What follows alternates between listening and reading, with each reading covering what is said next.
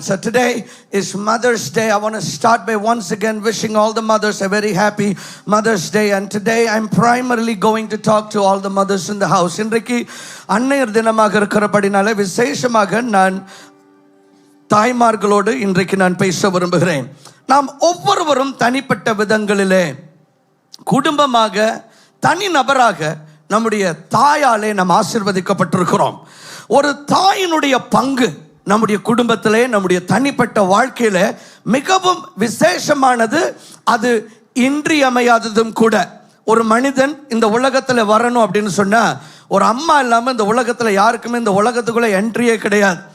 கடவுளே இந்த உலகத்துல வர வேண்டும் என்று நினைத்த பொழுது அவருக்கு ஒரு பெண் தேவைப்பட்டார். அன்னை மரியாளின் மூலமாக இயேசு கிறிஸ்து இந்த உலகத்தில் பிறந்து வந்தார். ஒரு தாய் நம்முடைய தனிப்பட்ட வாழ்வுகளிலே நம்முடைய குடும்பங்களிலே பெரிய மாற்றத்தை கொண்டு வருகிற ஒரு நபராக இருக்கிறார். இந்த நாளிலே ஆண்டவர் நம்முடைய தாய்மாரை பார்த்து ஒரு விசேஷமான காரியத்தை ஆண்டவர் தெரிவிக்க விரும்புகிறார். God is telling, I am looking for fighting mothers in every house. உங்களுக்கு தெரியுமோ தெரியாதோ, உங்களுக்கு தெரியாத உங்களுடைய கண்களுக்கு புலப்படாத ஒரு பெரிய யுத்தம் ஒன்று நடந்து கொண்டிருக்கிறது. The devil is fighting, whether you realize it or not.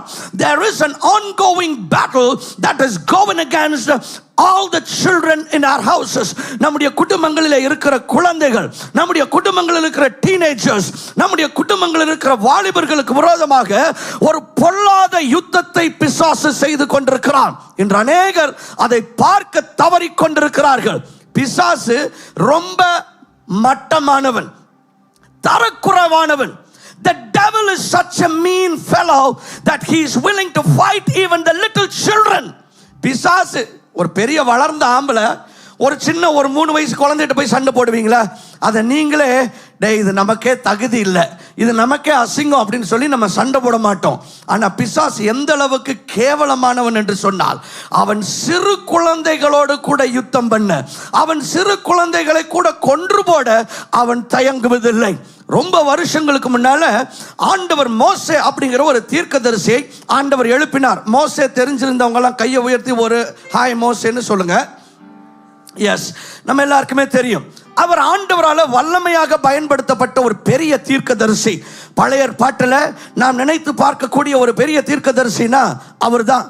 நாம் அடிக்கடி உதாரணமாக எடுத்துக்கொள்கிற அற்புதங்கள், கடலை பிளந்தார், தண்ணீரை கொண்டு வந்தார் கற்பாறைக்குள் இருந்து, இதெல்லாம் ஆண்டவர் மோசேயை கொண்டு செய்த அற்புதங்கள். இப்படிப்பட்ட ஒரு தீர்க்கதரிசியை ஆண்டவர் இஸ்ரவேல் ஜனங்களை விடுவிக்கும்படிக்கு ஆண்டவர் எழுப்பும்படி திட்டம் போட்டிருந்தார். இந்த திட்டம் எப்படியோ பிசாசுக்கு தெரிந்திருந்தது. அவனுக்கு எப்படி தெரியும்னா, see, the devil is not an all knowing entity. பிசாசு வந்துட்டு எல்லாவற்றையும் தெரிந்தவன் கிடையாது. ஆனால் அநேக நேரங்களில் அவனுக்கு, இப்போ நீங்க ஒரு 100 வயசு இருக்குன்னா ஒரு வயசானவங்களை பார்த்து, ஐயாப்பா அவங்க ரொம்ப வயசானவங்க, அவங்களுக்கு நிறைய காரியங்கள் தெரியும், ஏன்னா அத்தனை வருஷம் அவங்க வாழ்ந்திருக்கிறாங்கன்னு சொல்றோம், அப்படிதானே? அப்ப பிசாசை நினைச்சு பாருங்க, அவன் 100 வருஷம் 200 வருஷமா வாழ்ந்தா, பல்லாயிரக்கணக்கான வருஷங்கள் இந்த உலகத்துல அவன் சுத்திட்டு இருக்கான். அப்ப அவன்கிட்ட எவ்வளவு டேட்டா இருக்குன்னு பாருங்க, அவன்கிட்ட ஆர்டிபிஷியல் இன்டெலிஜென்ஸ் எவ்வளவு இருக்குன்னு சொல்லி யோசித்து பாருங்க. அவனால கணிக்க முடியும். அதனால மோசே பிறந்த பொழுது ஆண்டவர் ஒரு பெரிய தீர்க்கதரிசியை உண்டு பண்றாருங்கிறது எப்படியும் அவனுக்கு தெரிஞ்சிருச்சு. இப்ப அந்த குழந்தைய கொல்லணும்னு முயற்சி பண்றான். என்னது? குழந்தைய கொல்லணும்னு பிளான் பண்றவன் ஒரு அற்பன். ஆமாவா இல்லையா? யாராவது ஒரு சின்ன குழந்தைய கொல்றதுக்கு பிளான் பண்ணுவோமா? ஆனா பிசாசு என்ன பண்றானா, ஒரு தீர்க்கதரிசி எழும்புறாரு, ஏதோ குழந்தை பிறந்திருக்கு, அந்த குழந்தைய கொல்லணும், ஆனா எந்த குழந்தையும் தெரியல. அதனால அவன் என்ன முடிவு பண்றானா, ஊர்ல இருக்கிற அத்தனை குழந்தையும் கொன்றலான்னு முடிவு பண்றான்.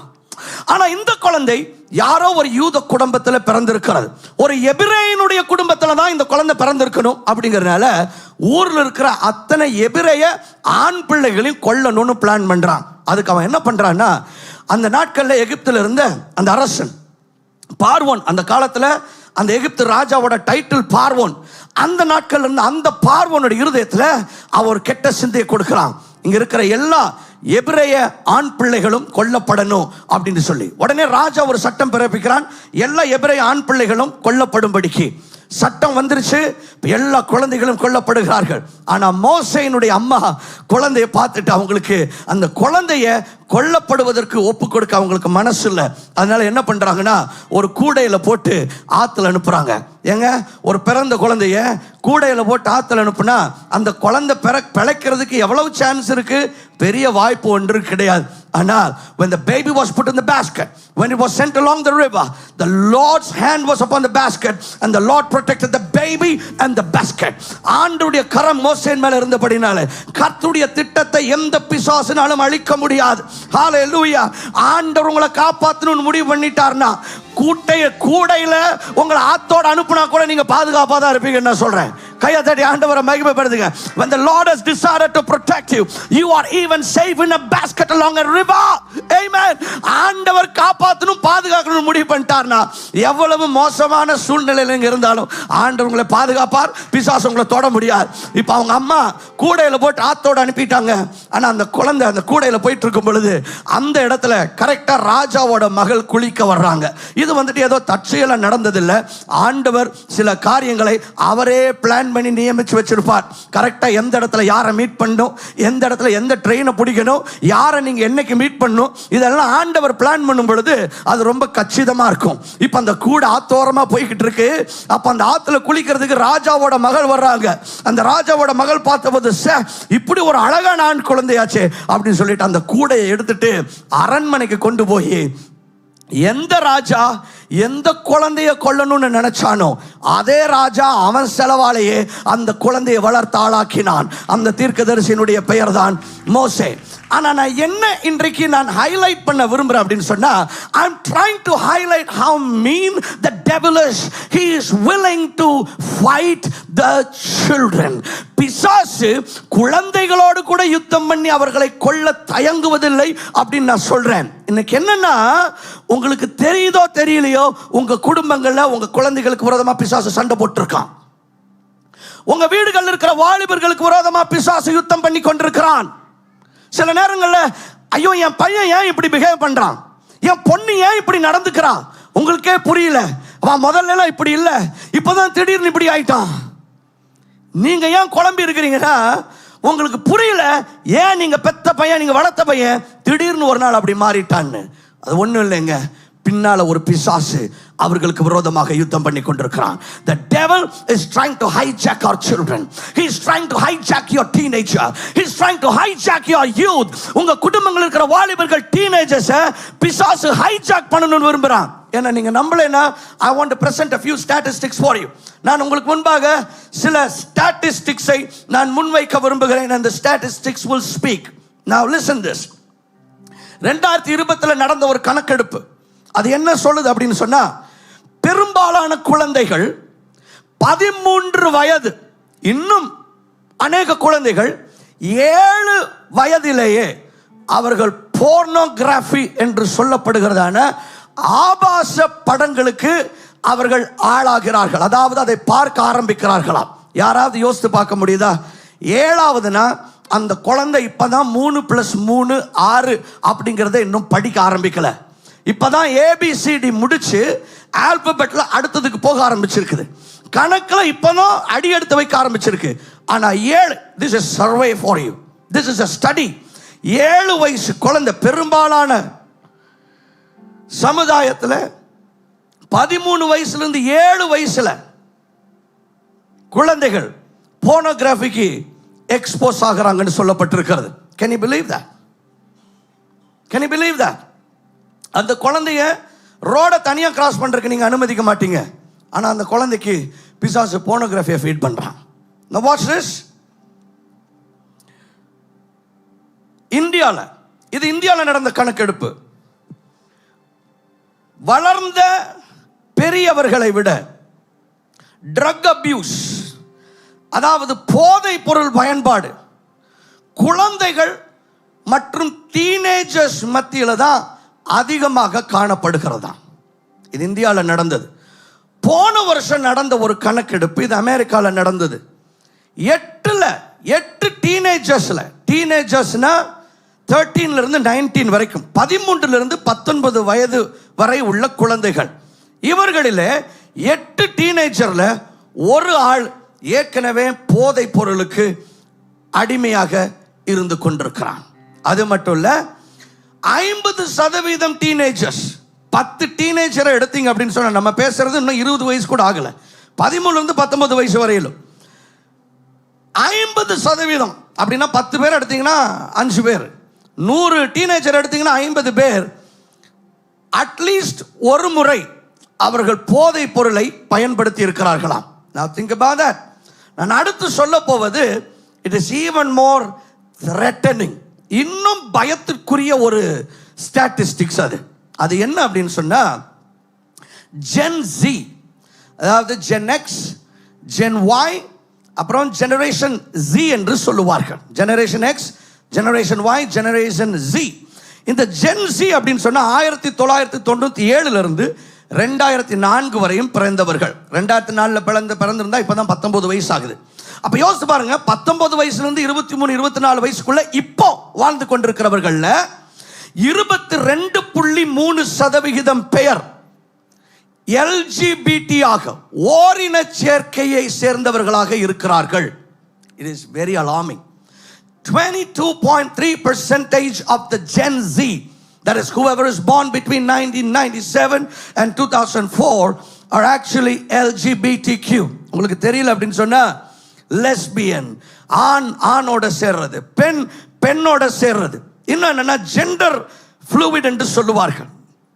அதாவது இதெல்லாம் ரொம்ப புரிஞ்சுக்கிறதுக்கு கஷ்டமானது. இந்த ஜெண்டர் நியூட்ரலாக இருக்கிறவங்க அவன் ஆணும் இல்லை பெண்ணும் இல்லை, டிரான்ஸ்ஜெண்டர் கிடையாது, அவன் ஆணும் இல்லை பெண்ணும் இல்லைன்னா இன்னைக்கு எந்திரிக்கும் போது காலையில் அவன் ஆம்பளையா ஃபீல் பண்ணானா அவன் ஆம்பளை, நாளைக்கு எந்திரிக்கும் போது அவன் பொம்பளையா ஃபீல் பண்ணானா அவன் பொம்பளை. Can you believe that? The devil has messed up the minds of the people. ஏங்க, நான் சின்ன பையனா இருக்கும்போது அப்படி இருந்தா பையன், இப்படி இருந்தா பொண்ணு, அவ்வளவுதான்.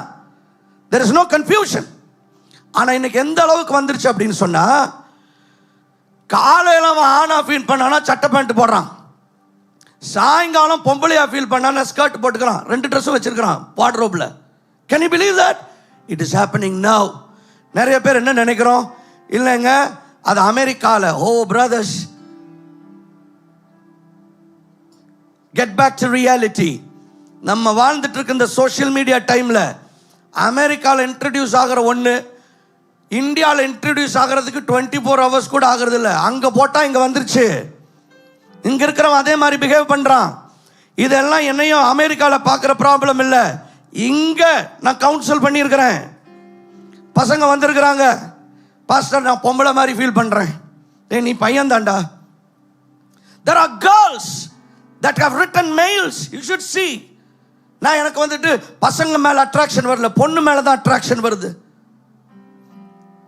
The devil is corrupting. எங்க 5வது படிக்கிற பையங்க வீட்டில் சொல்றான், எங்க கிளாஸ்மேட் சொல்றான் ஐ எம் ஜெண்டர் நியூட்ரல், நானும் இல்லை பெண்ணும் இல்லை, டெய்லி ஒன்னொன்னா இருப்பேன் அப்படின்னு சொல்லி 5வது படிக்கிறேன். சிலர்லாம் பார்க்கறத பார்த்தா இதெல்லாம் உங்க பசங்கள்கிட்ட பேசுங்க. It is happening now. It has to be addressed in the church. This is serious. The devil is looking to corrupt the next generation. அடுத்த சந்ததியை பிசாசு திருடும்படிக்கு இப்ப வேலை செஞ்சிட்டு இருக்காங்க.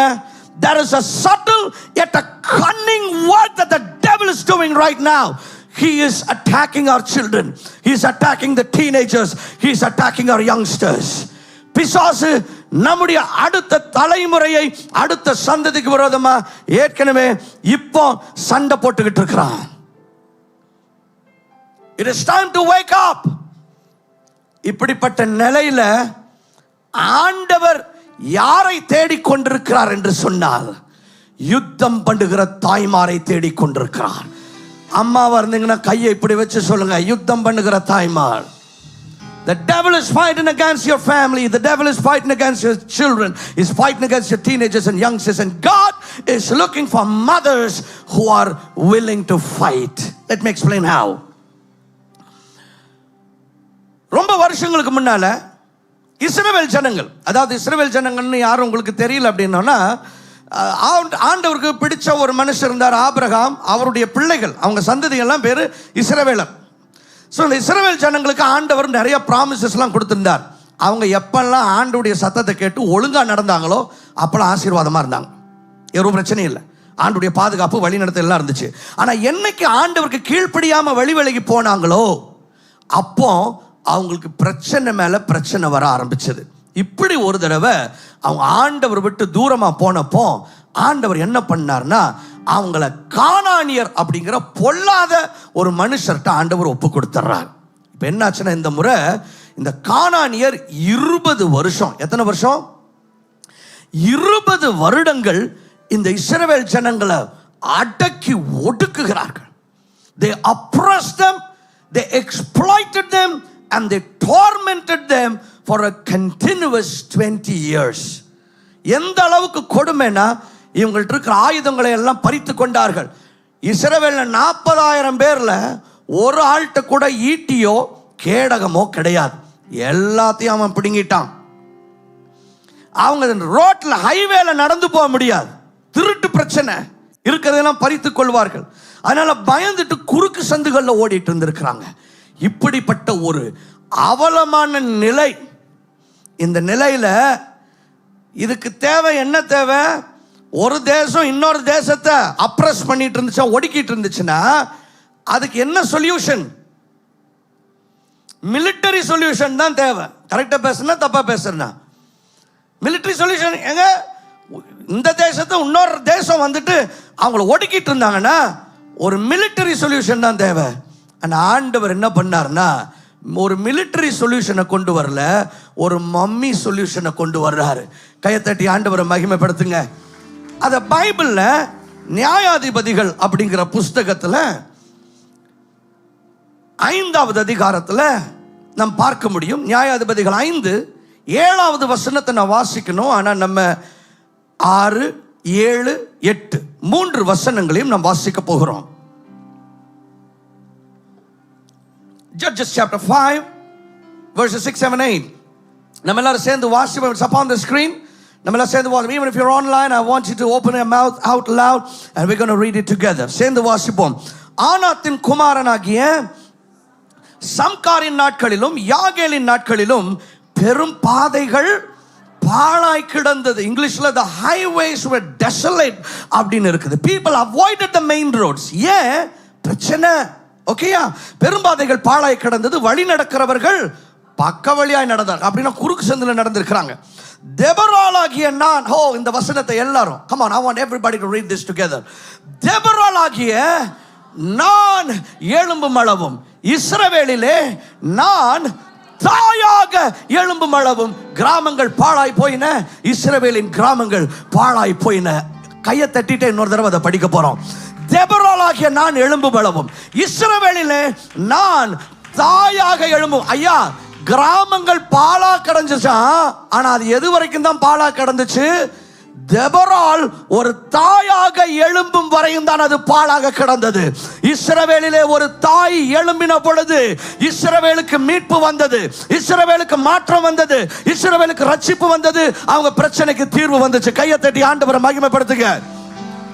சில சமயம் உங்க வீடுகள், ஐயோ என் பிரச்சனை இப்படி இருக்குங்க, ஐயோ என் குடும்பம் இப்படி கிடக்குங்க, இது பாழா போயிருச்சுங்க, பணம் பாழா போயிருச்சுங்க, என் பிள்ளை இப்படி நடந்துட்டு இருக்காங்க, என் குட்டி இப்படி நடக்குதுங்க. ஆண்டவர் சொல்றாரு, உன் குடும்பத்துல ஒரு தாய் எழும்ப வேண்டும். ஒரு தாய் எழும்பும் பொழுது பிரச்சனைகளுக்கு தீர்வு உண்டாகும் ஆண்டவர் சொல்லுகிறார். கைகளை தட்டி ஆண்டவரை மகிமைப்படுத்துவோம். அந்த 8வது வசனம், நூதன தேவர்களை தெரிந்து கொண்டார்கள். Meaning they went after foreign gods. யாரு? இஸ்ரவேல் ஜனங்கள் ஆண்டவரை விட்டுட்டு அந்நிய தெய்வங்களை வழிபட ஆரம்பிச்சாங்க. அப்ப என்ன நடந்துச்சு?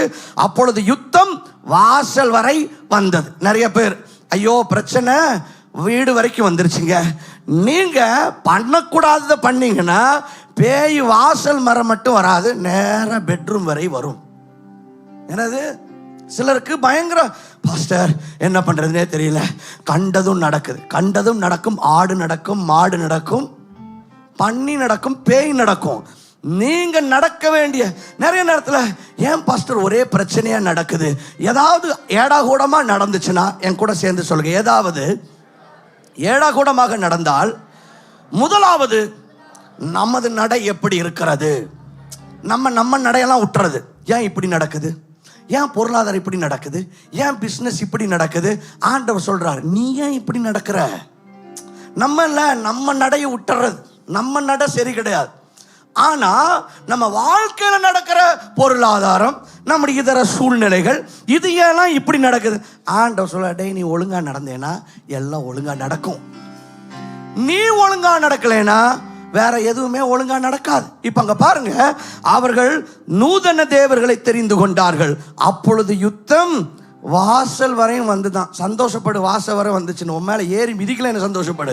ஏன்னா அது ஆக்சுவலா உன் பெட்ரூம் வரைக்கும் வந்திருக்கணும், வாசல் வர மட்டும்தான் வந்துச்சுன்னு சந்தோஷப்படு. அதுக்கப்புறம் வசனம் சொல்லுகிறது, இஸ்ரவேலிலே 40,000 பேருக்குள்ளே கேடகமும் ஈட்டியும் காணப்பட்டதுண்டோ. இங்க கவனிங்க, 40,000 பேருக்குள்ள ஒரு ஆள்கிட்ட கூட கேடகமும் இல்லை, ஈட்டியும் இல்லை, எல்லாத்தையும் எதிரி பறித்து கொண்டான். Watch this.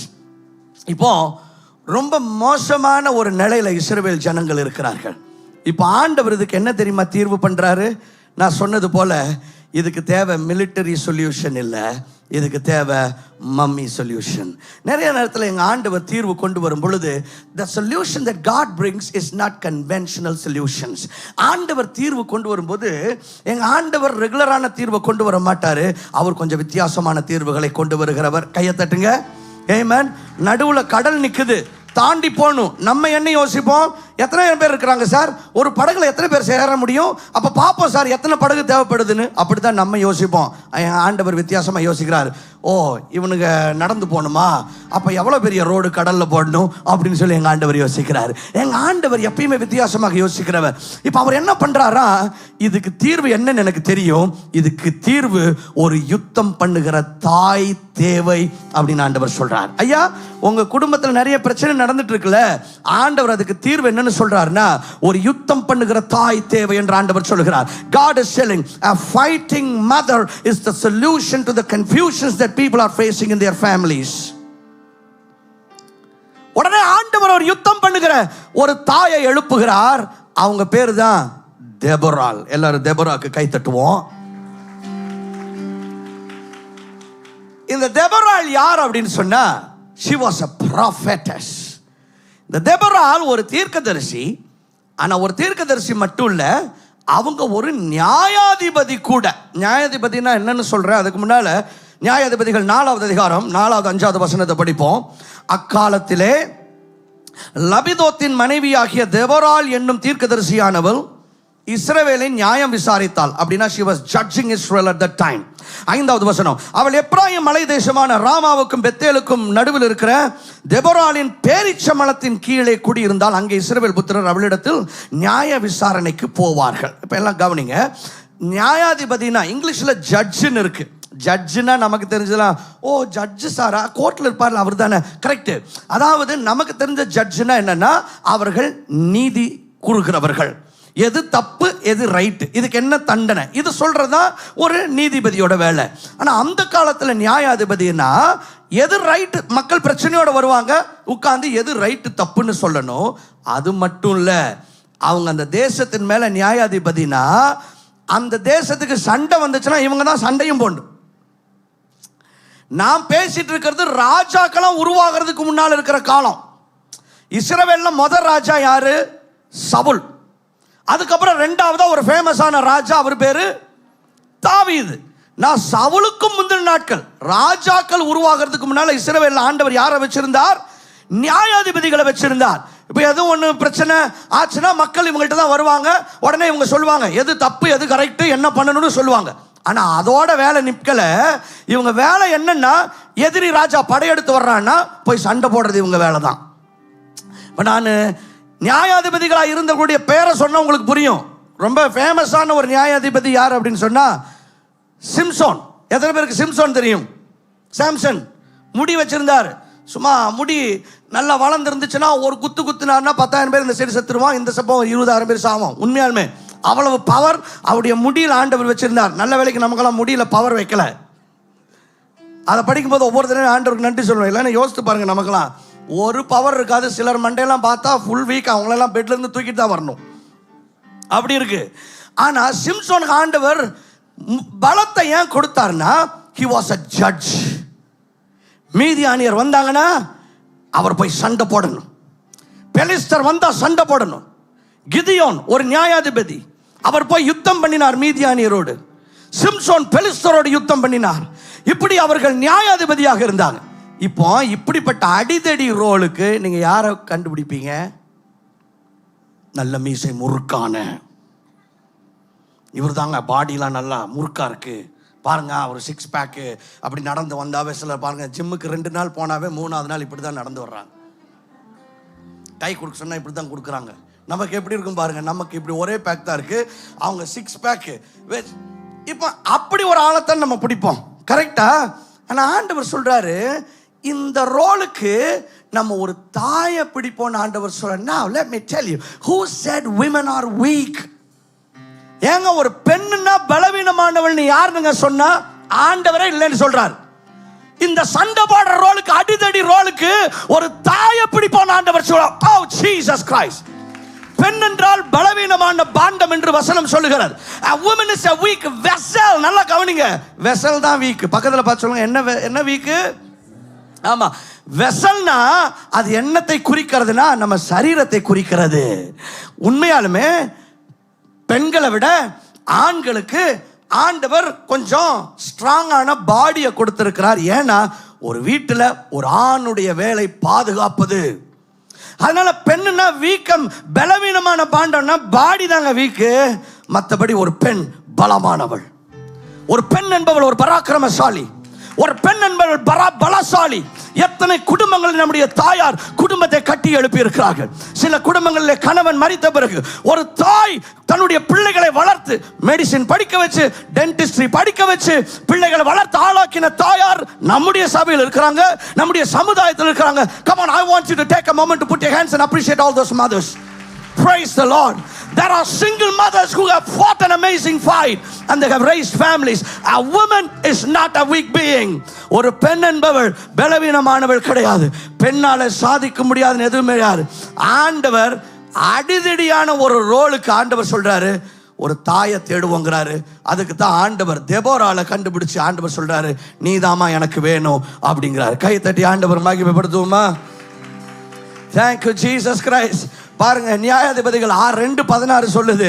இந்த நியாயாதிபதிகளோட வேலை என்னன்னா, கர்த்தர் நியாயாதிபதிகளை எழுப்ப பண்ணினார், அவர்கள் கொள்ளையிடுகிறவர்களின் கைக்கு அவர்களை நீங்களாக்கி ரட்சித்தார்கள். அதாவது இந்த மாதிரி திருட்டு பசங்கள்லாம் வரும் பொழுது இஸ்ரவேலை காப்பாத்துறதா நியாயாதிபதியோட வேலையா.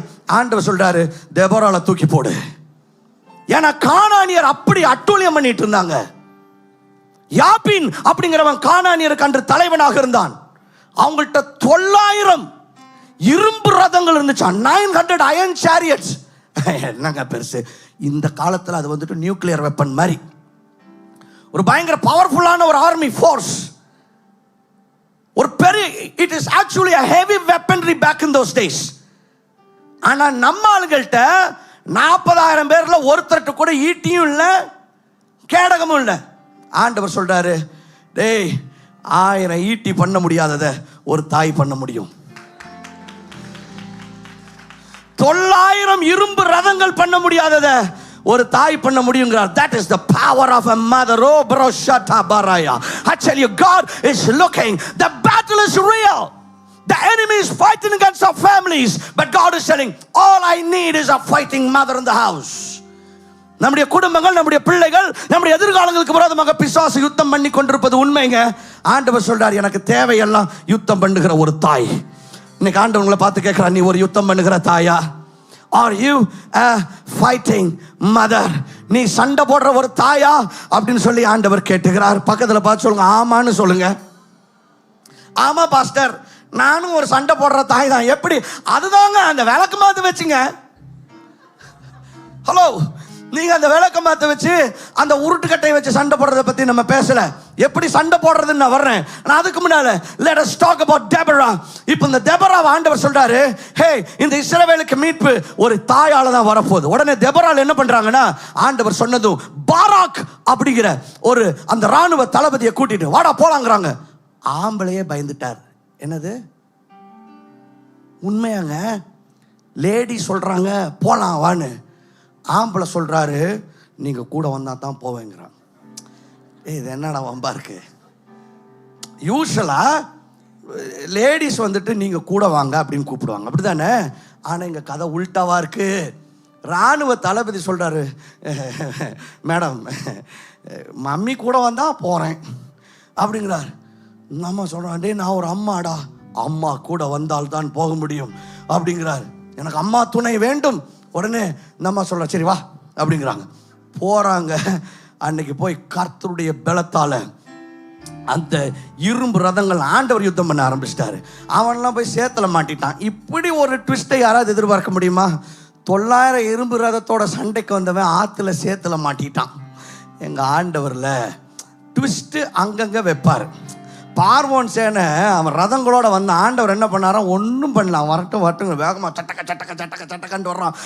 மோசை அவங்க ஜனங்களோட காப்பாத்துக்க காப்பாத்துக்க காப்பாத்துக்க சாமி, கத்தரைய சோத்திர சோத்திர சோத்திர. நான் சொல்றேன், நீங்கள் கதறி எழுதிட்டு இருக்கிறீங்களே, ஆண்டவர் பின்னால் ஒரு காமெடியை ரெடி பண்ணியிருக்காரு. பக்கத்தில் பார்த்து சொல்லுங்க, நீங்கள் கதறிட்டு இருக்கிற கதறலுக்கு ஆண்டவர் பின்னால் ஒரு காமெடி ஷோ ரெடி பண்ணியிருக்கிறார். பார்வோனோட சேனை அட்டகா பட்டகா அட்டகா போடா போடா போடா போடா போடா. ஆண்டவர் கடலை பிளந்தான். அவன் என்ன நினைச்சான்? நமக்கும் பிளந்திருக்காருன்னு. ஏய், எனக்கு பிளந்தாருன்னா அது எனக்கு மட்டும்தான். ஹalleluya, amen. This is private property. Trespassers will be prosecuted. ஏய், எங்களுக்கு ஆண்டவர் திறந்த வழியில நீ வரலாம். நான் பார்க்கிறேன். ஆண்டவர் மோசேட்ட கேட்டாரு, டேய் எல்லாம் வெளியில வந்துட்டாங்களா?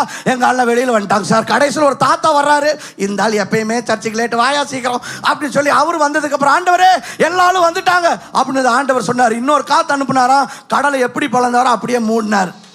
ஆனால் உள்ள மாட்டினது பார்வோனுடைய சேனை எல்லாவனும். ஆண்டவர் ரதங்களை உருளைகளை கலட பண்ணாராம். பேசிக்காக ஆண்டவர் நட்டு போல்ட்ட கழட்டி விட்டுருக்காரு, அவ்வளோதான். ஓ ஜீசஸ் கிரைஸ்ட், கை தட்டுங்க. Thank you Spirit of God. இந்த பைபிள் ஆண்டவர் சண்டை போட்ட விதங்கள்லாம் பார்த்தீங்கன்னா, எங்கள் ஆண்டவர் வேர்த்து விறுவிறுத்தெல்லாம் பண்ணவே கிடையாது. சும்மா 4 பேர் சேர்ந்து சண்டை வந்தானா இடையில அவங்களுக்குள்ள கன்ஃபியூஷன். அவனை அடிச்சுட்டு அவனை முடிச்சுட்டு அவனே முடிச்சிட்டான். பைபிள் நிறைய இடத்துல இது நடந்திருக்கு. இவன் பயங்கர ரதங்களோட குதிரை வீழ டசக ஆண்டவர் உட்காந்து எப்படா ஒவ்வொருத்தரையும் அமைதி அடிக்கலாம் அப்படிலாம் ஆண்டவர் யோசிக்கல. சரி, எல்லாத்துலேயும் ஆண்டவர் தூதர்கள் அனுப்பி ஒன்றுடா போய் அந்த ஸ்க்ரூவெல்லாம் கழட்டி விட்டுருங்க அப்படின்ட்டார். எல்லா ரதங்களின் உருளைகளை எல்லாம் ஆண்டவர் கலன்னதும், இந்த பக்கம் ஒரு வீல் ஓடுது, அந்த பக்கம் ஒரு வீல் ஓடுது. அவனுக்கு என்ன நடக்குன்னு தெரியல. இதில் வேற நடுவில் கடலில் மாட்டிட்டான். எல்லாவனும் செத்து போனான். Hallelujah. My God is so wise.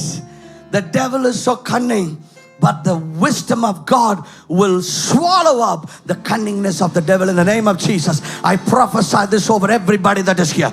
Whatever the while that the enemy has planned against your life, may the wisdom of God eat up all the cunning plans of the devil against your life. எல்லாம் தலைமையில கை வச்சு சொல்லுங்க, எனக்கு விரோதமா பிசாசு தந்திரமா போட்ட எல்லா ஆலோசனைகள், என் பிள்ளைகளுக்கு விரோதமா பிசாசு போட்ட ஆலோசனைகள், என் குடும்பத்துக்கு விரோதமா பிசாசு போட்ட ஆலோசனைகள், என் சபைக்கு விரோதமா, என் ஊழியத்துக்கு விரோதமா, என் எதிர்காலத்துக்கு விரோதமா பிசாசு போட்ட எல்லா ஆலோசனைகளையும் கர்த்தருடைய ஞானம் விழுங்கி போடுகிறது.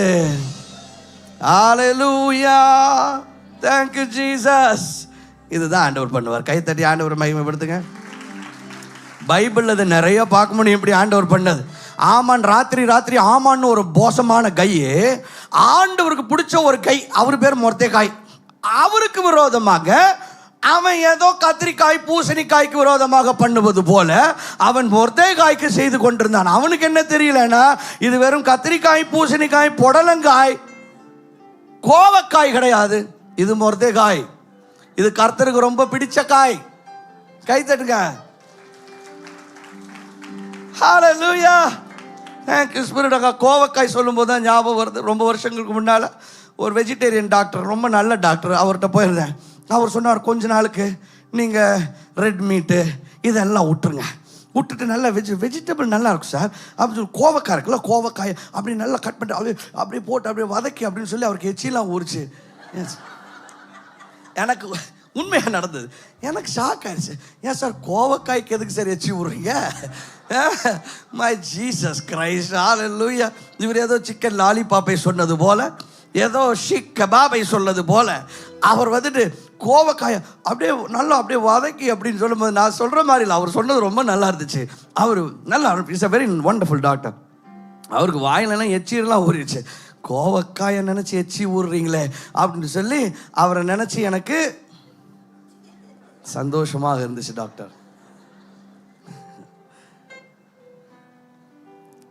இப்படி மொர்தேக்காய் அப்படின்னு ஆண்டவருக்கு பிடிச்ச நல்ல ஒரு காய். இவருக்கு விரோதமாக ஆமான் என்ன பண்றான்னா ராத்திரி ஒரு தூக்கு மேடையை ரெடி பண்றான். ஆண்டவர் பண்ணட்டும் பண்ணட்டும் அப்படின்னு சொல்லிட்டு காலையில் என்ன பண்ணாருன்னா அவன் பண்ண தூக்கு மேடையில் அவனையே தூக்கி போட்டார்.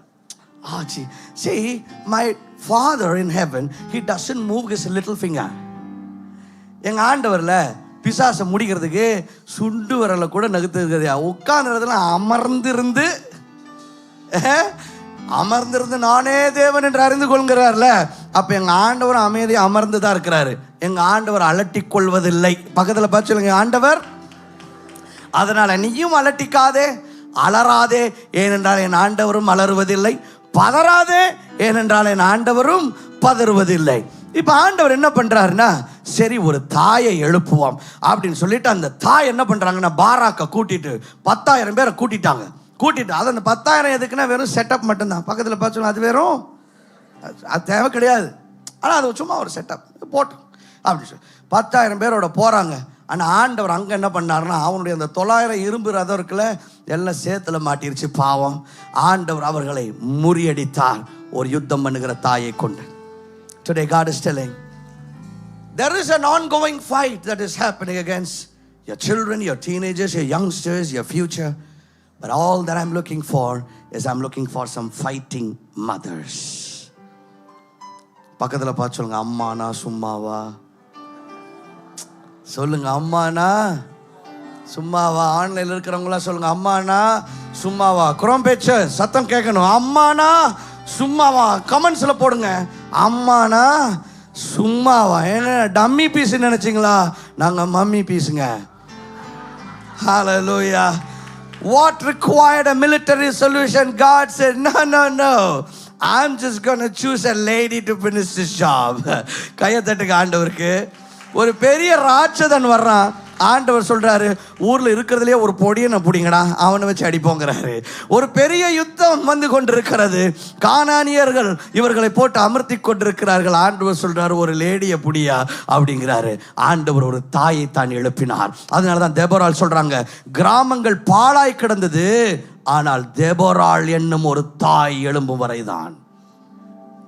ஒரு தாய் எழும்பும் வரைதாங்க குடும்பத்தில் குழப்பம் இருக்க முடியும். ஒரு தாய் எழும்பு வரைதாங்க குடும்பம் சின்னாபின்னமா இருக்க முடியும். ஒரு தாய் எழும்பு வரதாங்க பிள்ளைகள் தரக்குறைவாக இருக்க முடியும். ஒரு தாய் எழும்பும் பொழுது குடும்பம் மாறும். ஒரு தாய் எழும்பும் பொழுது உங்க பிள்ளைகளுடைய வாழ்க்கை மாறும். You see, a woman in the house sets the tone for the house, whether you believe it or accept it or not. It's the woman that sets the tone in the house. How many of you can agree with me? It is a woman. It is the wife, it is the mother that sets the tone in the house. And all God's people said amen. நான் ஒத்துக்க மாட்டீங்க. அது என்ன pastor இப்படி பொசுக்குன்னு சொல்லிட்டீங்க, ஏற்கனவே எங்கள் வீட்டில் அடாவடித்தனம் தாங்க முடியல அப்படிங்கிற மாதிரி ஆண்கள்லாம் பார்க்குறீங்க. ஆனால் உண்மை அதுதாங்க. நீங்கள் ஒத்துக்கிறீங்களோ ஒத்துக்கலையோ, தேங்க்யூ ஜீசஸ் கிரைஸ்ட். சத்தமாக கைகளை தட்டி ஆண்டவரை மகிமைப்படுத்துவோம்.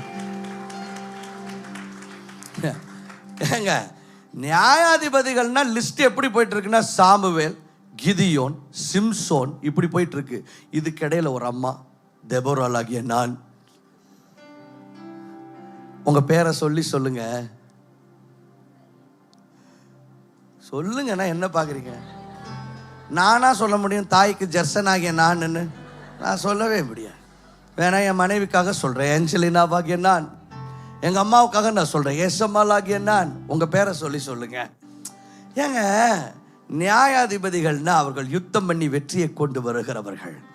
அந்த லிஸ்ட்ல பல நியாயாதிபதிகள் இஸ்ரவேல்ல இருந்தாங்க. ஒரே ஒரு நியாயாதிபதி தான் பெண் நியாயாதிபதி, அதுதான் தாயாகிய Deborah. Oh Jesus Christ. She fought a fight that brought victory, that changed everything for Israel. When the nation was under threat, God called a mother. ஒரு தேசமே பிரளயத்தில் குழப்பத்தில் இருந்த பொழுது ஆண்டவர் ஒரு தாயை தான் எழுப்புகிறார். எனக்கு உங்க வீட்டில் ஆண்டவர் யுத்தம் பண்ணுகிற தாய்மார் வேணுங்கிறார். சண்டை போடுற தொடப்பமா தட்டை எடுத்துட்டு பாஸ்டர் இந்த ஆணையெல்லாம் அந்த தாய்மார் இல்ல. யுத்தம் பண்ணு எப்படி பாஸ்டர் சண்டை போடுறது? யுத்தம் பண்ற தாய்னா என்ன? நீங்கள் என்ன விதங்களிலே யுத்தம் பண்ண முடியும் அப்படிங்கிறத இன்னைக்கு சுருக்கமாக நான் சொல்ல விரும்புகிறேன். How can you be a fighting mother? I pray and I'm calling on every mother in the house. I want you to rise in your homes, rise in your community, rise in this church, because there is a battle that needs to be won. It is a battle for the future, and there is a fighter in every mother. ஒவ்வொரு தாய்க்குள்ளும் ஒரு யுத்த வீராங்கனை இருக்கிறாங்க. பார்க்கறதுக்கு தாங்க நாங்கள் சிம்பிளாக இருக்கிறோம், உள்ள ஒரு டெரரே இருக்குது. நாங்கள் கிளம்புனோன்னா எல்லா மீதியானியர், பெலிஸ்தர், பொல்லாத மனிதன், கானானியர் எல்லாரையும் நாங்கள் சேத்துல மாட வைப்போங்க. எங்களுக்குள்ள அப்படிப்பட்ட ஒரு பலன் இருக்கிறது. எல்லா தாய்மாரும் தலைமையில கை வச்சு சொல்லுங்க, I am a fighter. I am a fighter. I want to tell you, maybe the devil told you you're weak, but I tell you you're not weak. You're strong. Maybe the devil told you you can't do that, but I prophesy over you, you can do that. The devil is a liar. சரி, எப்படி யுத்தம் பண்ணுவது? How can you fight? How to fight? Number 1, through prayer. எப்படிங்க யுத்தம் பண்றது? ஒரு அம்மாவா, ஒரு தாயாக நான் எப்படி யுத்தம் பண்ணுவது? முதலாவது ஜெபத்தின் மூலமாக. ஐயா, நீங்க அம்மா, நீங்க யுத்தம் பண்ணக்கூடிய முதலாவது பிரதானமான ஒரு வழி இருக்குன்னா அது ஜெபத்தின் மூலமா தான். ஓ ஜீசஸ் கிரைஸ்ட். குடும்பத்தில் பிரச்சனை, பிள்ளைகள் தாறுமாறாக நடந்துட்டு இருக்கிறாங்க, அது ஒரு ஆவிக்குரிய யுத்தம். அதில் நீங்கள் எப்படி யுத்தம் பண்ணுவது? ஏங்க, நீங்கள் வார்த்தையால் உங்களுடைய மாம்ச பிரயாசங்கள் எடுக்கிறதுக்கு பதிலாக ரூமை லாக் பண்ணிட்டு முட்டியை போட்டு கதறி பாருங்க. நீங்கள் 1000 மணி நேரம் பேசி மாறாத உங்கள் பையன் நீங்கள் 1/2 மணி நேரம் பண்ண ஜெபத்தில் மாறி இருப்பாங்க. How to fight? எப்படி ஜெயிப்பது? எப்படி யுத்தம் பண்ணுவது? ஜெபத்தின் மூலமாகத்தான் யுத்தம் பண்ணும். ஏன்னா முழங்கால் யுத்தத்தை பார்க்கலும் மேலான யுத்தம் எதுவுமே இல்லை. When you pray, you can change things in your house. When you pray, you can change the atmosphere in your house. நீங்க ஜெபிக்கும் போது உங்க குடும்பத்தின் சூழ்நிலை, உங்க குடும்பத்தின் காரியங்கள், உங்களுடைய பிள்ளைகளுடைய வாழ்க்கை, உங்க வீட்டுக்காரரோட வாழ்க்கை, இது எல்லாத்தையும் உங்க ஜெபம் மாத்துங்க. கையை தட்டி ஆண்டவரை மகிமைப்படுத்துங்க. I tell you. When a mother kneels to pray, heaven leans to listen. ஒரு தாய் ஜெபிக்கும்படி முழங்கால் படிடும் பொழுது பரலோகம் அண்ணாந்து பார்க்கிறது, என்ன சொல்ல வர்றாங்கன்னு. ஒரு தாயினுடைய ஜெபத்தால மாற்ற முடியாது எதுவுமே இல்லைங்க. ஆயிரக்கணக்கான சம்பவங்களை நாம் சொல்ல முடியும். எத்தனை தாய்மார் தங்களுடைய பிள்ளைகளுக்காக கதறி ஜெபித்து அவர்களுடைய வாழ்வுகளை மாற்றி இருக்கிறார்கள். எத்தனை தாய்மார் தங்களுடைய குடும்பங்களுக்காக கதறி அழுது குடும்பத்தை மாற்றி இருக்கிறார்கள். எத்தனை தாய்மார் தங்களுடைய கணவன்மாருக்காக அழுது புலம்பி ஜெபித்து அவருடைய கணவனுடைய வாழ்வுகளை மாற்றி இருக்கிறார்கள். நீங்கள் ஒரு தாயாக யுத்தம் பண்ணணுமா? ஜெபத்தின் மூலமாகத்தான் அதை பண்ண முடியும். ஏன்னா முழங்கால் யுத்தத்திற்கு பார்க்கிலும், முழங்கால் யுத்தத்தை பார்க்கிலும் மேலான யுத்தம் வேற எதுவுமே இல்லை. I'm asking you, are you a praying mother? நல்லா சப்பாத்தி சுடுவீங்கன்னு தெரியும், ரொட்டி நல்லா போடுவீங்கன்னு தெரியும், ஆனால் நல்லா ஜெபிக்கிறீங்களா? இதுதாங்க ஆண்டவர் உங்களுக்கு முதன்மையாக வச்சிருக்கிற ஒரு கடமை. You can only fight primarily through prayer. So what is the call to action? I challenge you to become warriors on your knees. முழங்கால்ல யுத்தம் பண்ணுகிற யுத்த வீராங்கனைகளாக மாறுங்க. எல்லாத்தையும் மாற்ற முடியும். இது வரைக்கும் நீங்கள் அழுது புலம்பிட்டீங்க, 4 பேர்கிட்ட பேசி பார்த்துட்டீங்க, ஏங்க அதெல்லாத்தையும் விட்டுருங்க. முட்டி போட்டு ஃபைட் பண்ணி பாருங்க, மாறாத காரியங்கள் மாறும். Because there is power in prayer. So all that I'm telling is, set aside time to pray regularly.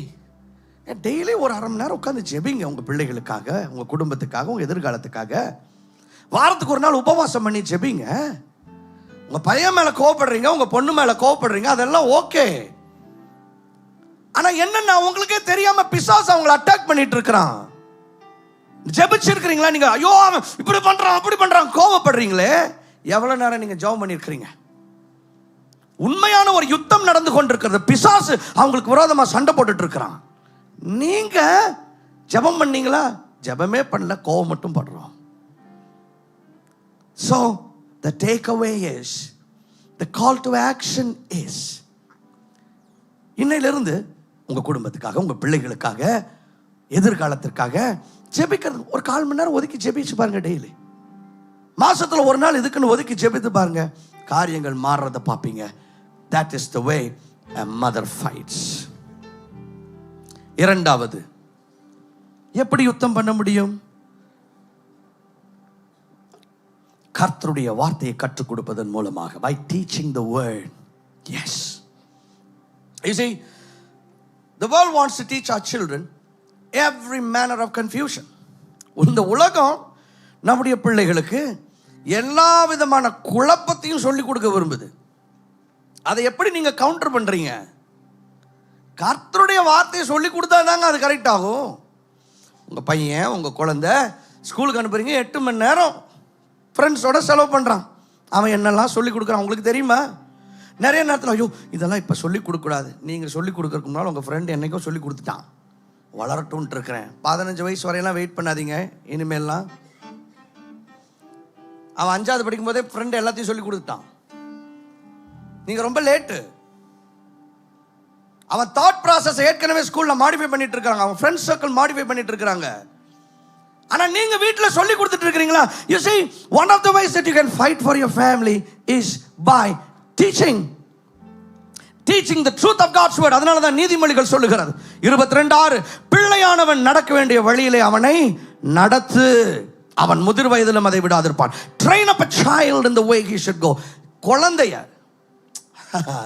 நம்ம ஆளுங்களை வளர 5 விளையாதது 50 வளைய முடியுமா? இது பிஞ்சா இருக்கும்போது விட்டுட்டு மரமானதுக்கு அப்புறம் அதை கொஞ்சம் லைட்டா அப்படி மாத்தலான்னு பார்க்குறேன். மரம் நகருமா? இன்னைக்கு நிறைய பேர் அப்படிதான் ட்ரை பண்றாங்க. 5 வயசுலயே மாத்துங்க. 5 வயசுல ஜெபத்தில் உட்கார சொல்லி கொடுங்க. 5 வயசுல பைபிளை படிக்க சொல்லி கொடுங்க. இன்னைக்கு சொல்லி கொடுக்கறதாங்க நாளைக்கு இருக்கும். இது எல்லாத்தையும் விட்டுட்டு 18 வயசு ஆனதுக்கு டேய் பைபிள் படுறா, அவன் சொல்றான் சும்மா இருமா, மதிக்கவே மாட்றாங்க.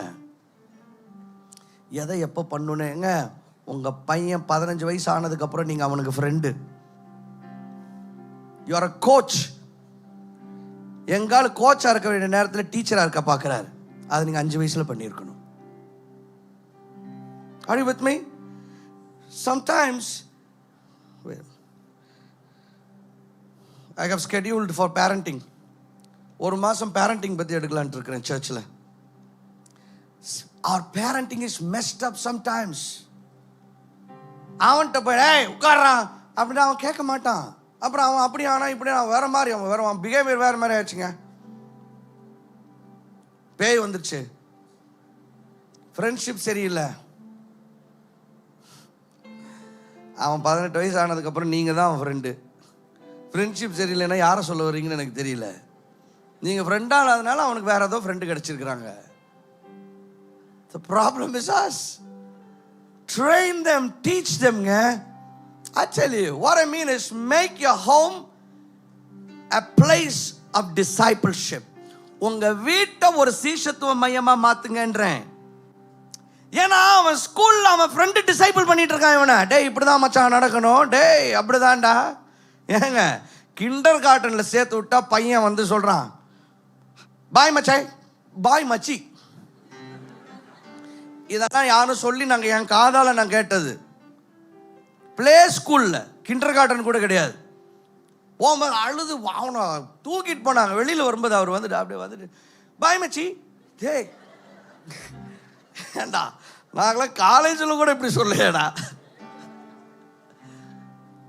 Say, make your home a place of discipleship. How? Discipleship happens through teaching. சீஷத்துவம் கற்றுக் கொடுப்பதன் மூலமா தான் நடக்குது. ஏசப்பா என்ன சொன்னார்? நீங்கள் போய் சகல ஜாதிகளையும் சீஷர்களாக்கி, எப்படி? ஞானஸ்நானம் கொடுத்து நான் உங்களுக்கு கற்றுக் கொடுக்கறதெல்லாம் அவங்களுக்கு கற்றுக் கொடுங்கிறாரு. Discipleship will never happen without teaching. போதனை இல்லாமல், உபதேசம் இல்லாமல் சீஷத்துவம் நடக்க முடியாது. உங்க வீட்டை டிசைபிள்ஷிப் சென்டரா மாத்திருங்க. அவனுக்கு சொல்லிக் கொடுங்க, இப்படிதான்டா இதுதான்டா. பையனை கூட்டிட்டு போங்க, போற இடத்துக்குலாம் கூட வச்சுக்கோங்க. அவன் பார்க்கட்டும், இதுதான் நார்மல்னு தெரிஞ்சுக்கிட்டோம். ஆமென். இங்க ப்ராப்ளம் என்னன்னா, வீட்டில் நடக்கிற இன்புட்டை விட ஸ்கூல்ல நடக்கிற இன்புட் ஓவரா இருக்கு. Make your home a place of discipleship. Let the Bible be your guidebook.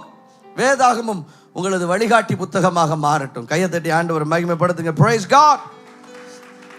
We fight by teaching the word. கர்த்தருடைய வார்த்தையை போதிப்பதன் மூலமாக யுத்தம் பண்ணுகிறோம். மூன்றாவது, முன்மாதிரியாக வாழ்வதன் மூலமாக யுத்தம் பண்ணுகிறோம். By living the example. You know why?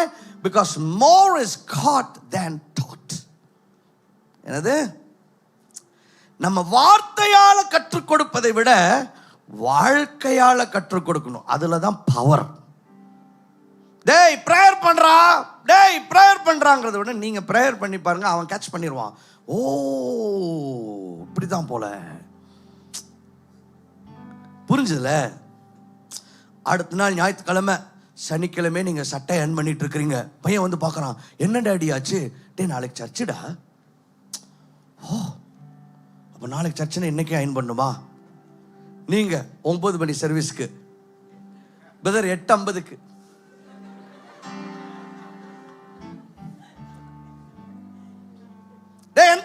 எந்திரிக்கலாடா.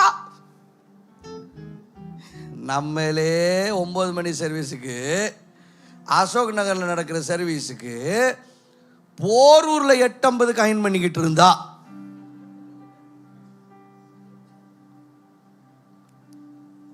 அந்நிய பாஷை தான் வாயில் வருகிறது.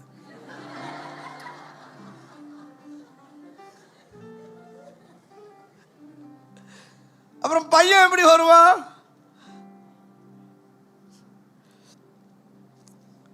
ஆனா நீங்க சனிக்கிழமை அயன் பண்ணி எல்லாம் சட்டையெல்லாம் தொங்கிட்டு இருக்கு. என்ன டேடி ரெடி ஆயிட்டு இருக்கீங்க?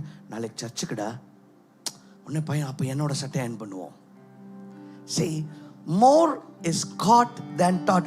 வசனம் சொல்லுது, எறும்புகளை பார்த்து கற்றுக்கொள்ளுங்கள். உடனே எறும்பு எங்க? எறும்பு எங்க சார்? எறும்பு எந்த கான்ஃபரன்ஸ்ல பேசிட்டு? உடனே எறும்பு பார்த்தா அங்க ஒரு எறும்பு மைக்கை இப்படி பிடித்துக் கொண்டு, கவனிகள் சகோதரா சகோதரிகளா, அடுத்து மழை வருவதற்கு முன்பாக நாம் சேமித்து வைப்பது அவசியமாக இருக்கிறது. இதே போலதான் நம்முடைய குடும்பங்கள் இருக்கிற வாலிப பிள்ளைகளுக்காக சின்ன குழந்தையா இருக்கும் பொழுதே சேர்த்து வைக்க வேண்டும். அப்பொழுதுதான் கல்யாணத்துக்கு பணம் அப்படின்னு எந்த மைக்கை பிடிச்சி எந்த எறும்பாவது ப்ரீச் பண்ணியிருக்கா? ஆனா வசனம் சொல்லுது, எறும்பை பார்த்து கற்றுக்கொள்ளுங்கள். எப்படி? அது ப்ரீச் பண்ணி கற்றுக்கொள்ள, அது வாழ்க்கையால, அது பாட்டில் நடந்து போது வரிசையா பாரு.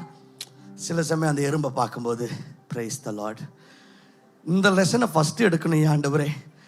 ஒரு பையன் எங்க ஊர்ல கியூல நிக்க மாட்டேங்கிறாங்க, வரிசையில போக மாட்டேங்கிறாங்க. ரோட்ல போகும்போது கூட லெஃப்ட்ல இருந்து ரைட் ஓட்டுறோம், ரைட்ல இருந்து, யாரையும் குறை சொல்ல, மொத்தமா சொல்றேன், நம்ம எல்லாருமே அப்படித்தான். நம்ம ஊர்ல இண்டிகேட்டர் லெஃப்ட்ல போட்டா அந்த கார் எந்த பக்கம் போகும்? ரைட்ல போகும். அப்படி தப்பு. இதுதான் ப்ராப்ளமே. இதனால தான் ஆக்சிடென்ட்ஸ் நடக்குது.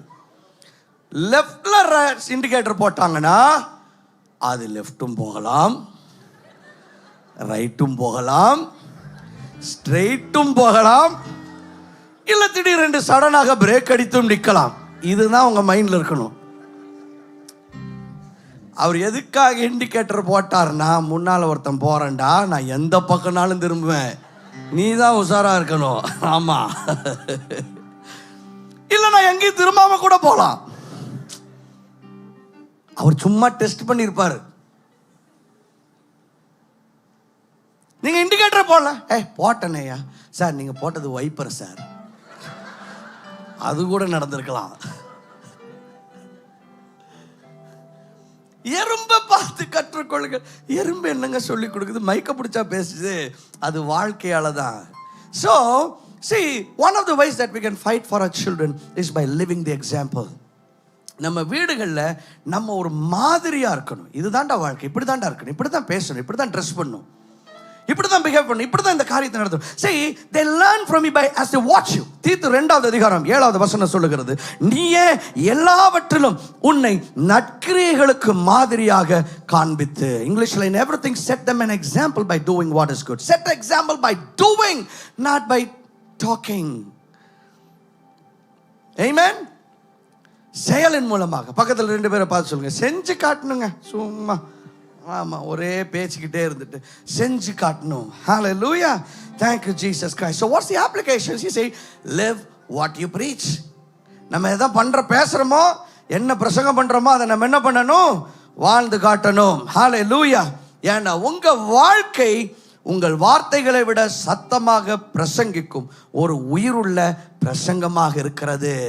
உங்க பையன் கேட்கிற பிரசங்கமே உங்க வாழ்க்கை தான். கையை தட்டி ஆண்டவரை மகிமைப்படுத்துங்க. ஞாயிற்றுக்கிழமை வந்து பாஸ்டர் பண்ண பிரசங்கத்தை மிஸ் பண்ணியிருந்தா கூட வாரம் ஃபுல்லா உங்க வாழ்க்கையை பார்த்து உங்க வாழ்க்கையே ஒரு பிரசங்கமா இருந்துச்சுன்னா எப்படி இருக்கும் பாருங்க. உங்க பிள்ளைங்க மிஸ் பண்ணவே மாட்டாங்க. We fight by setting an example. Number 4, we fight by training them in the things of God. See, I'm trying to give you some practical things for you to take back with you so that you can apply it in your life. ஒவ்வொரு வாரமும் நீங்க வரும் பொழுது I'm giving you applications for you to take action. ஒவ்வொரு வாரமும் வந்து கர்த்தரோடு இருக்கிற ஜீசஸ் கிரைஸ்ட் எதை பத்தி கவலைப்படாதீங்க, கர்த்தர் போல அன்பு தாயருக்கு. I'm giving you practical tips. இதை போய் இந்த வாரத்தில் ஃபாலோ பண்ணுங்க. That's very important. இல்லாட்டி இந்த காதில் வாங்கிட்டு அப்படியே 90 டிகிரி இல்லை 180 டிகிரியா இப்படி போயிடுச்சுன்னா ரொம்ப கஷ்டமாயிரும். நமக்கு தேவை 90 டிகிரி ஹியரிங். இப்படி கேட்டு ஹார்ட்டுக்கு போகணும், ஹார்ட்ல இருந்து ஆக்ஷன் வரணும், நம்ம அதை செய்யணும். அதுதான் ரொம்ப முக்கியம். 4வது, we fight by training them in the things of God. ஆவிக்குரிய காரியங்களிலே அவர்களை பயிற்றுவிப்பதன் மூலமாக. உங்க பிள்ளைகளை ஆவிக்குரிய காரியங்களை ட்ரெயின் பண்ணிருங்க. என்னது ரொம்ப முக்கியம். அதை பண்ணு, இதை பண்ணு, அப்படி பண்ணு, இப்படி பண்ணு பிசாசு சொல்லி கொடுக்கலாம். ஆனா நீங்க வீட்டில் ட்ரைனிங் ஆரம்பிச்சிட்டீங்க ஏற்கனவே, எப்படி இருக்கும் பாருங்க. உங்க வீடு ஒரு training centre. You have to train them. எங்க அம்மா எங்க வீட்டில் நான் சின்ன பையனா இருக்கும்போது 7 மணிக்கு எனக்கு விவரம் தெரிஞ்ச வரைக்கும், நானும் யோசித்து பார்க்குறேன், என்னைக்காவது பண்ணாமல் இருந்திருப்பேன், பண்ணாமல் இல்லை, 7 மணிக்கு எங்கள் வீட்டில் டான்னு ப்ரேயர் நடக்கும். Family prayer. எங்கள் அப்பா 5 மணிக்கு ஊழியத்துக்கு போயிடுவார். மலையில் போயிட்டு அவர் நைட் லேட்டாக தான் வருவார். எங்கள் அம்மா தான் வீட்டில் இருப்பாங்க. நாங்கள் ஸ்கூல் முடிஞ்சு வந்து ஹோம்ஒர்க்லாம் பண்ணிவிட்டு 7 மணிக்கு சின்ன முள் 7ல் இருக்கணும், பெரிய முள் 12ல் இருக்கணும். 7 மணிக்கு இந்த பக்கம் லைட்டாக அந்த கை போயிடுச்சுன்னா கூட என் கை இப்படி லைட்டாக இப்படி போயிடும். என் தம்பிங்களை நீங்கள் கேட்டு பாருங்க, எங்கள் அம்மா அடித்தாங்கன்னா சரீரத்தில் அடிக்கிறது உங்கள் ஆவி உணரும், உங்கள் ஆத்மா கதரும். சும்மாவே எங்கள் வீட்டிலலாம் விறகு இருக்கும், எடுத்து அது ஸ்ட்ரைட்டாக இருக்கா அப்படி இருக்கா அதெல்லாம் பார்க்க மாட்டாங்க, எடுத்து எங்கனாலும் அடிப்பாங்க. 7 மணிக்குங்க நீங்கள் அதை பண்ணணும்லாம் நான் சொல்லலை. எங்கள் அப்பா அதுக்கு ஆப்போசிட் எங்களை அடிக்கவே மாட்டார். 7 மணிக்கு ஷார்ப்பாக ஃபேமிலியாக ப்ரேயரில் உட்காரணும். 7லேருந்து 7:45 வரைக்கும் எங்கள் வீட்டில் வந்தீங்கன்னா கரெக்டாக ப்ரேயர் நடக்கும். 7:45 எங்கள் அம்மா சாப்பாடை கொண்டு வந்து வைப்பாங்க. 8 மணிக்கு நாங்கள் எங்கள் டின்னர் டைம். 7 மணிக்கு எங்கள் ஃபேமிலி ப்ரேயர் மிஸ் ஆனதே இல்லைங்க. உட்காந்து ரவுண்டாக உட்காந்தோம்னா எல்லாரும் பைபிள் படிக்கணும், எல்லாரும் ப்ரேயர் பண்ணணும், எல்லாரும் பாட்டு பாடணும். அதுவும் இந்த பாட்டு டைமில் என்ன ரத்த கோட்டைக்குள்ளே நான் நுழைந்து, அப்படி இல்லை, இப்படி பாடினா அடி விழும்.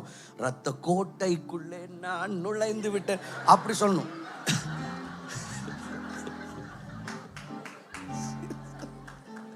நான் ஜோக் சொல்றேன், நீங்க நினைப்பீங்க, ஆனால் உண்மையே இல்லை, சீரியஸா.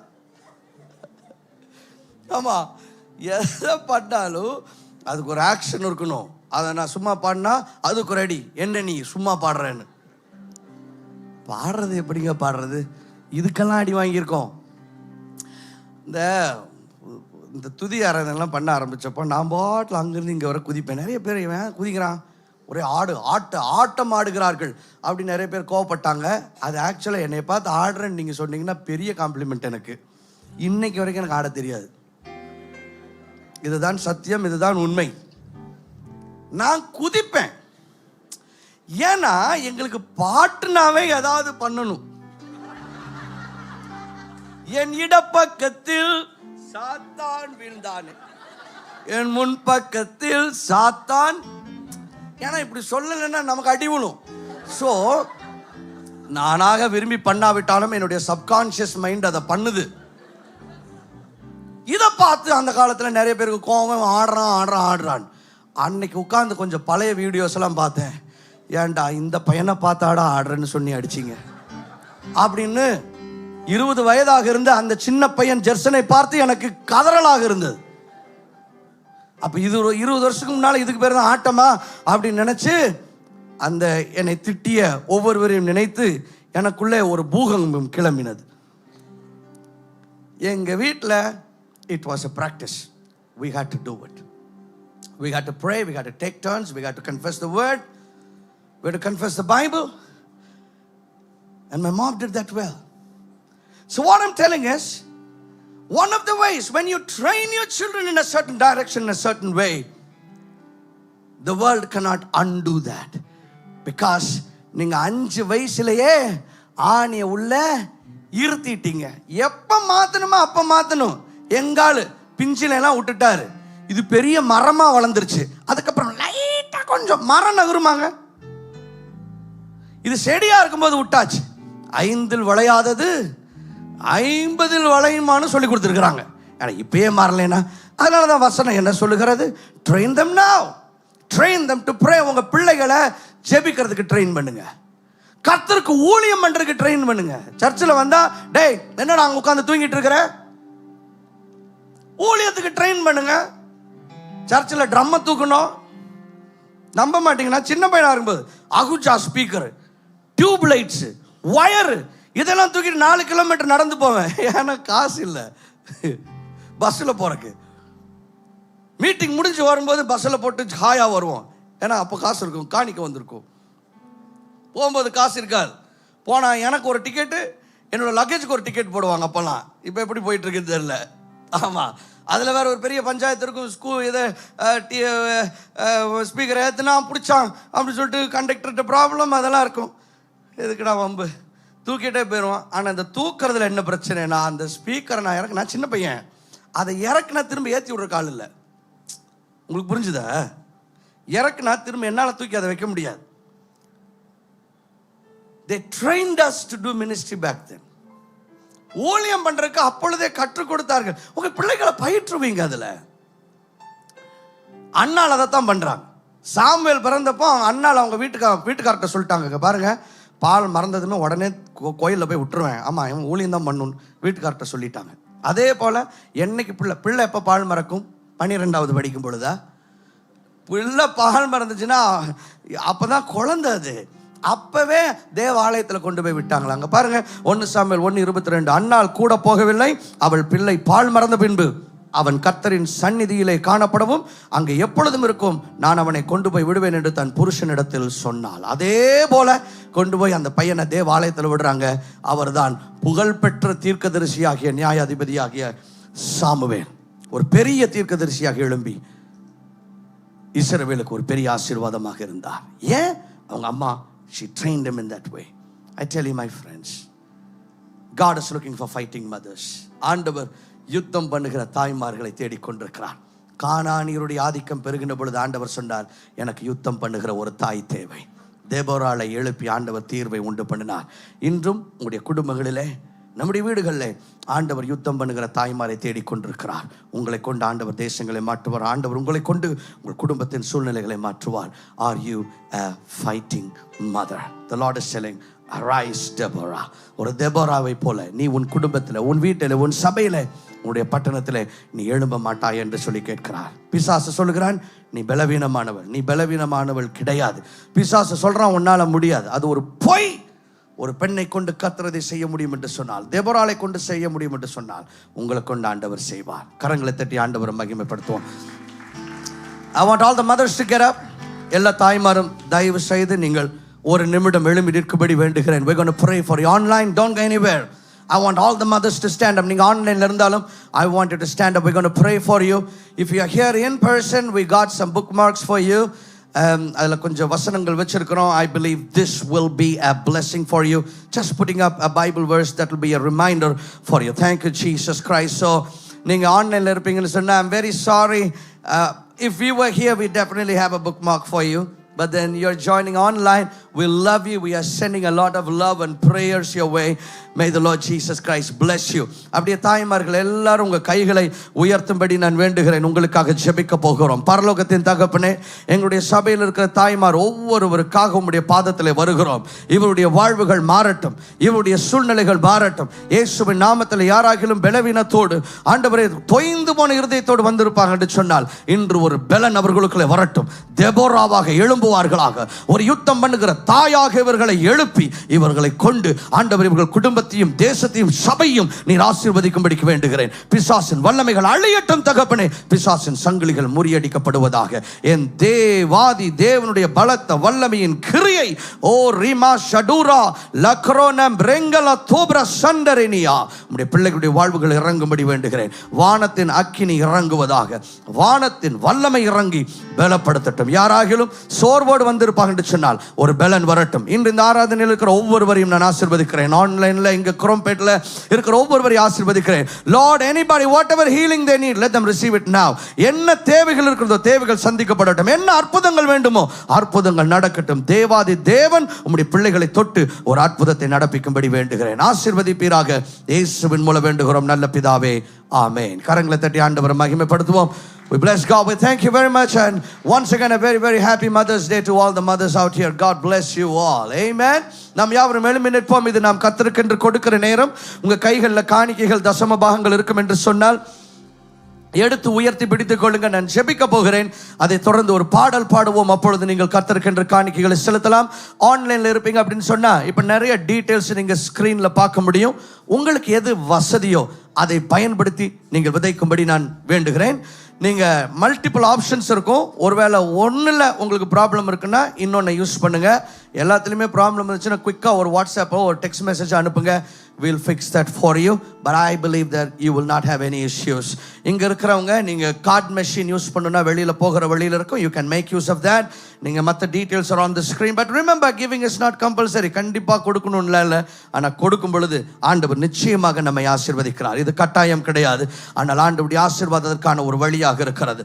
So let us give and experience the blessings of Jesus. நம்முடைய online members, tithes, vision partners, ஒவ்வொருவரையும் I bless you and I thank you for your partnership. May the Lord Jesus Christ bless you. ஆன்லைன்ல இருக்கிறவங்க எங்கேயும் போயிடாதீங்க. இதை தொடர்ந்து உங்களுக்காக நான் ஜெபிக்க போகிறேன். பரலோகத்தின் தகப்பனே, இந்த நாளிலே காணிக்கைகள் தசம பாகங்களை கொண்டு வந்திருக்கிற ஒவ்வொருவரையும் ஆசீர்வதிக்கிறேன். இவருடைய வாழ்வுகள் மாறட்டும், குடும்பங்கள் செழிக்கட்டும். இது நிமித்தம் குடும்பங்களில் மாற்றத்தையும் ஆசீர்வாதத்தையும் கொடுப்பீராக. பிசாசின் வல்லமைகளை சபித்து போடுகிறேன். இன்றைக்கு விதைக்கப்படுகிற விதைகளுக்கு 100 மடங்கான பிரதிபலன்கள் இயேசு கிறிஸ்துவின் சமூகத்திலிருந்து வரட்டும். இயேசுவின் மூலம் வேண்டுகிறோம் நல்ல பிதாவே, ஆமென். இப்பொழுது ஒரு பாடல் பாடப்படும் பொழுது நீங்கள் கர்த்தருக்கென்று காணிக்கைகளை செலுத்தி இரு கடங்களை அமர்ந்து கொள்ளலாம். நிறைய பேர் காணிக்கை போட்டுட்டு அப்படியே ஓடிடுறாங்க. கடைசி வரைக்கும் இருங்க, எல்லாரையும் பிளஸ் பண்ணி அனுப்புகிறோம். அதனால it is important you stay till the end. இதில் நிறைய பேர் அனௌன்ஸ்மெண்ட் எல்லாம் மிக்ஸ் பண்ணிடுறாதீங்க. அப்புறம் ஃபவுண்டேஷன் கிளாஸா எப்போ நடந்துச்சு அப்படின்னு கன்ஃபியூஸ் ஆகிறது. So stay till the end of the service and be blessed. Thank you very much and I appreciate that in advance.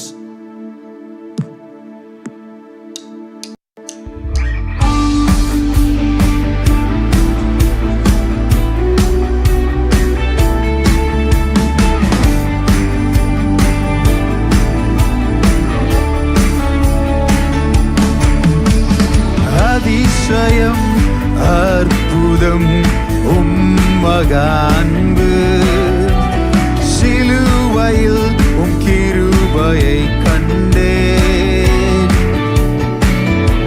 உம் அழகினை என் வாழ்வினில் புரிய இயலாது. நீர் மகிமையும் அழகுமானவர்.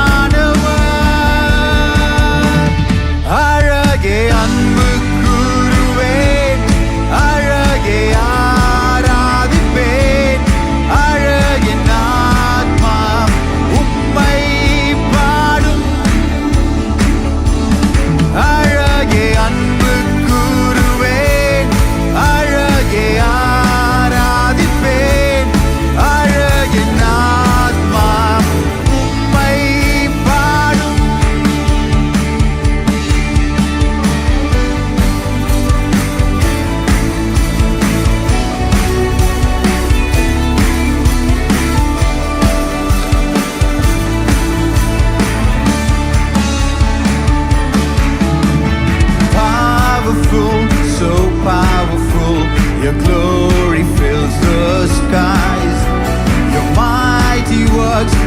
displayed for all to see.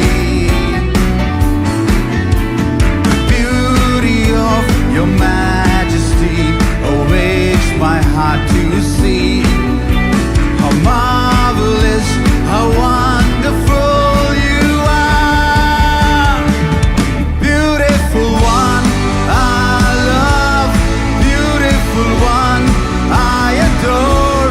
Beautiful one, my soul must sing. Beautiful one, I love. Beautiful one, I adore. Beautiful one, my soul must sing.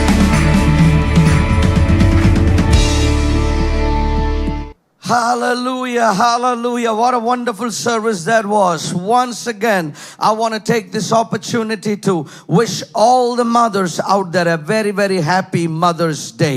ஒவ்வொரு தாய்மாருக்கும் விசேஷமான அன்னையர் தின நல்வாழ்த்துக்களை நான் தெரிவித்துக் கொள்ளுகிறேன். ஆண்டவர் உங்களுக்கு நல்ல பலத்தையும் சுகத்தையும், ஆவிக்குரிய பலன், மன ரீதியான பலன், இமோஷனல் பலன், இவை எல்லாவற்றையும் ஆண்டவர் நிறைவாக சரீர பலத்தையும் சேர்த்து கொடுத்து உங்களை ஆசீர்வதித்து உங்களுடைய குடும்பத்திற்கும் உங்களை சுற்றி இருக்கிறவர்களுக்கும் அநேகமாயிரங்களுக்கு ஆண்டவர் உங்களை ஆசீர்வாதமாக மாற்றி உங்களை ஆசீர்வதிப்பாராக. மீண்டும் ஒரு விசை எமது மனமார்ந்த அன்னையர் தின நல்வாழ்த்துக்களை நான் தெரிவித்துக் கொள்கிறேன். பவர் சென்ட்ரல் சபையின் சார்பில் இதை தெரிவித்துக் கொள்கிறேன்.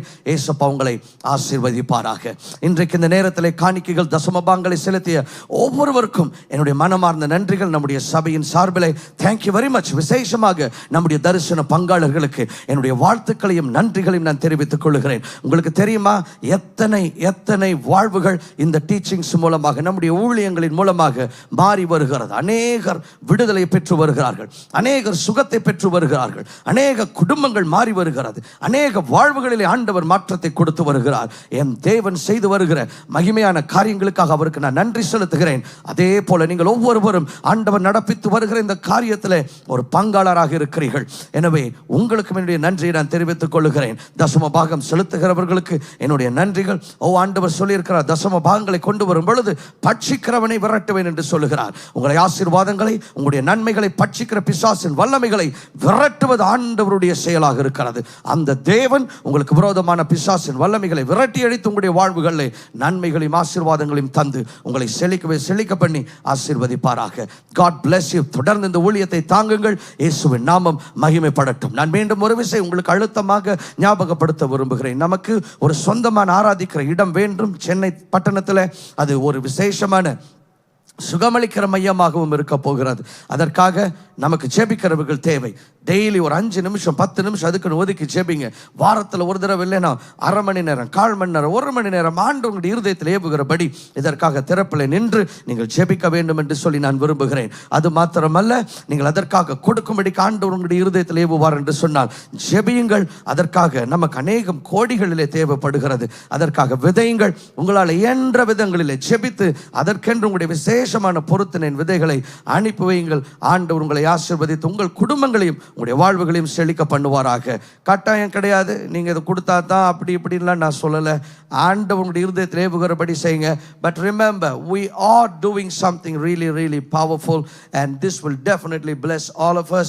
This will bless our families. This will even bless the future generations to come. So love you all. ஆண்டவருடைய ஆசீர்வாதம் தொடர்ந்து உங்களுடைய வாழ்வுகள் இருக்கட்டும். ஆண்டவர் இயேசு கிறிஸ்து உங்களை ஆசீர்வதிப்பாராக. இப்பொழுது நான் விடுதலைக்காக, அற்புதங்களுக்காக, சுகத்திற்காக நான் ஜெபிக்க போகிறேன். நேற்றைய தினத்தில் இங்க நம்முடைய அற்புத சுகமளிக்கிற கூட்டம் நடந்தது. அநேகருக்கு ஆண்டவர் விடுதலையும் அற்புதங்களையும் ஆண்டவர் செய்தார். ஆமென். ஒவ்வொரு 2வது சனிக்கிழமை அதை நான் நடப்பித்து வருகிறோம். அநேகருக்கு ஆண்டவர் விடுதலையின் மாற்றங்களை கொடுத்து வருகிறார். எனவே நீங்கள் அடுத்த கூட்டத்தில் தவறாமல் கலந்து கொள்ளுங்கள். இப்பொழுது ஆண்டவருடைய சரீரத்தில் ஒரு அற்புதத்தை நடப்பிக்கும்படிக்கு, உங்களுடைய பொருளாதாரத்தில் அற்புதங்களை நடப்பிக்கும்படிக்கு நான் ஜெபிக்க போகிறேன். நீங்கள் இந்த அற்புதத்தின் சாட்சியை பாருங்க. அதை தொடர்ந்து நான் உங்களுக்காக ஜெபிக்க போகிறேன். என்னாச்சு இன்னைக்கு உங்க கண்ணுல என்னாச்சுன்னு சொல்லுங்க. என்னோட கண் பார்வை வந்து தூர பார்வை தெரியாம. தூரத்துலனா எவ்வளவு தூரத்துல உங்களுக்கு தெரியாது? உங்களுக்கு எது தெரியாது இப்ப தெரியுது? என்னோட மேடம் இருக்கிற வரைக்கும். ஓகே, அந்த மேடமை தாண்டி உங்களுக்கு தெரியாது. சரியா பிளரா தெரியும். பாக்குறதுக்கு வந்து ரொம்ப கஷ்டப்பட்டிருந்தேன். எனக்கு வந்து டாக்டர் கிட்ட கூட்டு போனப்ப ஸ்பெக்ஸ் நீ போட்டே ஆகணும் அப்படின்னு சொல்லிட்டு சொன்னாங்க. ஏதோ காத்து அடிச்ச மாதிரி இருந்தது. ஏதோ காத்து அடிச்ச மாதிரி இருந்துச்சு. சரியா பார்க்க முடியுது. என் இப்போ மனசு உங்க மேடம் தாண்டி தெரியுதா? தெரியுது. வேற என்ன தெரியுதுன்னு சொல்லுங்க.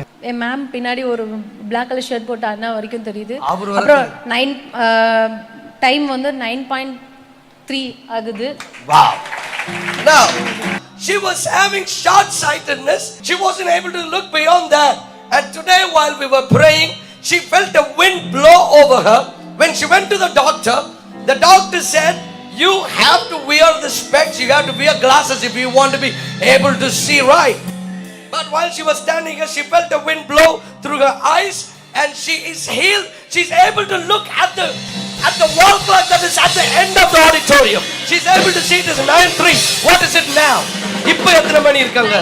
9.4. 9.4. Hallelujah. Now, she really can see now. Come on, celebrate Jesus, somebody.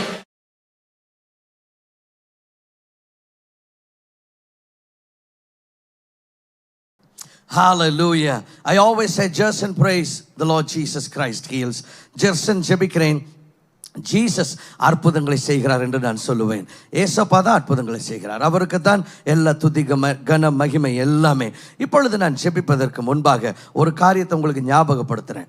ஏசப்பா உங்களுக்கு அற்புதம் பண்ணும்போது நீங்கள் 4 பேருக்கு சொல்லி ஏசப்பா நாமத்தை மகிமைப்படுத்தணும். நிறைய பேர் அதை ரகசியமாக சீக்கிரட்டாக உள்ள ஒதுக்கி வச்சுக்கிறது இல்லை. Don't do that, share it with others. 2வது, உங்கள் சாட்சிகளை எனக்கு அனுப்பி வைங்க. நான் இப்போ ஜெபிக்கும் போது என்ன நடந்துச்சுன்னு எனக்கு தெரிய வேண்டாமா என்ன? ஸோ அதனால உங்களுடைய அற்புதங்களின் சாட்சிகளை எனக்கு நீங்கள் அனுப்பி வைக்கணும்.